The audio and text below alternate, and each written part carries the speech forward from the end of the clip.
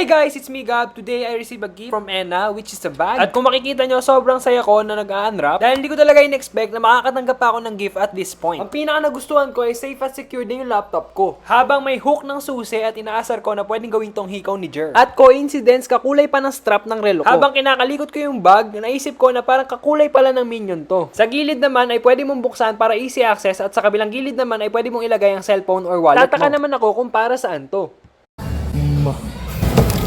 Nililipat ko lang yan. Yo, bang labas ako ng iPad. Grabe. Pakita mo kasi na ayos. Vlogger era, kailangan may cellphone stand. Kapayat na ba? Tira na nga to eh. Ano ba? Oh, may dasdas. This bag is almost 9 years. True ba? 2015, grade 8 ako. Almost 9 years of bag. Ang tunay na rason bakit kami nandito is for this. And ang in-order niya para maging ganyan, yan. Carrot. Rabbit. Kala nyo kayo lang nabibigyan ng bag, Julian. Jericho. Garam pa ko ng ginagawa. Hindi ko yan basa ng pawis, hindi basa ng ulan dahil naabutan ako. Minamadali kasi ako.